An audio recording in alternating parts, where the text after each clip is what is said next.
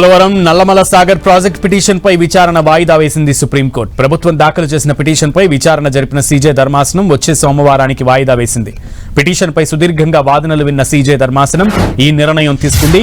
తెలంగాణ ప్రభుత్వం తరపున న్యాయవాది అభిషేక్ మను సింఘ్వి వాదనలు వినిపించారు. అటు ఏపీ తరపున న్యాయవాది ముకుల్ రోహత్గి వాదనలు వినిపించారు. ఇరు పక్షాల వాదనలు విన్న ధర్మాసనం విచారణను వచ్చే సోమవారానికి వాయిదా వేసింది.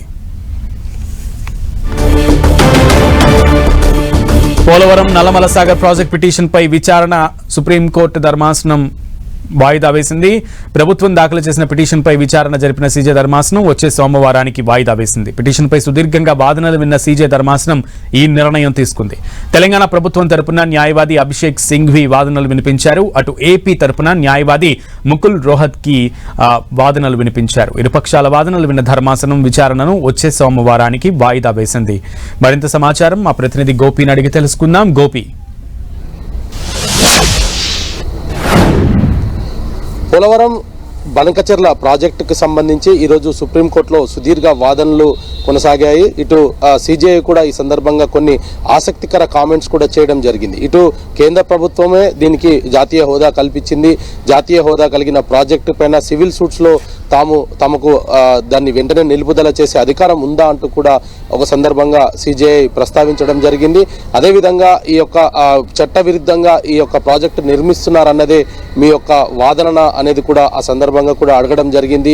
పోలవరం బనకచెర్లకు సంబంధించి కేవలం తెలంగాణ, ఆంధ్రప్రదేశ్ మాత్రమే కాదు, ఇటు మహారాష్ట్ర, కర్ణాటక రాష్ట్రాలకు కూడా తమ అభిప్రాయాలను తెలిపే స్వేచ్ఛ ఉంటుంది. కాబట్టి ఈ కేసును సోమవారానికి వాయిదా వేస్తున్నామంటూ కూడా సుప్రీంకోర్టు చెప్పడం జరిగింది. అయితే దానికంటే ముందు జరిగిన వాదనలు ఇటు తెలంగాణ ప్రభుత్వము, అదేవిధంగా ఆంధ్రప్రదేశ్ ప్రభుత్వం నుంచి కూడా ఈ ఇరుపక్షాల వాదనలు చాలా సుదీర్ఘంగా కొనసాగాయి. దాదాపు 40 నిమిషాల పాటు కూడా ఇరు రాష్ట్రాల ప్రభుత్వ తరఫున న్యాయవాదులు సుప్రీంకోర్టుకు తమ ఆ ప్రాజెక్టుకి సంబంధించిన తమ వాదనలు వినిపించడం జరిగింది. ఇటు తెలంగాణకు సంబంధించి కూడా అభిషేక్ సంఘి ఈ సందర్భంగా తెలంగాణ రాష్ట్రం ఏర్పడిన తర్వాత జరుగుతున్న పరిణామాలు, ఆ తర్వాత సుప్రీంకోర్టులో తెలంగాణ ప్రభుత్వం పిటిషన్ దాఖలు చేసిన తర్వాతే కేంద్ర ప్రభుత్వం ఒక కమిటీని అనౌన్స్ చేయడం జరిగింది. మరి ఆ కమిటీ ఎటువంటి నివేదిక ఇస్తుంది, ఆ నివేదికలో ఎటువంటి అంశాలను పొందుపరుస్తారన్న దానిపైన కూడా ఈరోజు వాదనలు కొనసాగాయి.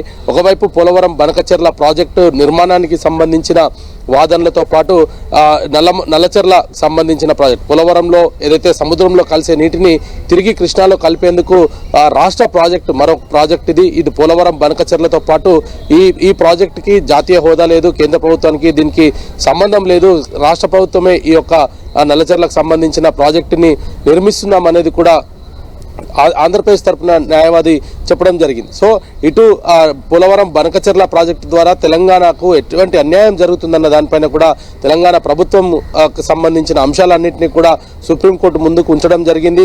ఒక జాతీయ హోదా కలిగిన ప్రాజెక్టు అంటే నీటి నిల్వలకు సంబంధించి కావచ్చు, వాడకానికి సంబంధించి కూడా పూర్తి స్థాయిలో కేంద్ర ప్రభుత్వంకి విచక్షణ ఉంటుంది. నీటి వాటా తగ్గించడానికి కావచ్చు, పెంచడానికి కావచ్చు అనేది కూడా ఏపీ ప్రభుత్వం తరఫున న్యాయవాది తమ వాదనలు సుప్రీంకోర్టుకు వినిపించడం జరిగింది. మరి ఇటు సుప్రీంకోర్టులో తెలంగాణ తరఫున కూడా సుదీర్ఘమైన వాదనలు వినిపించారు.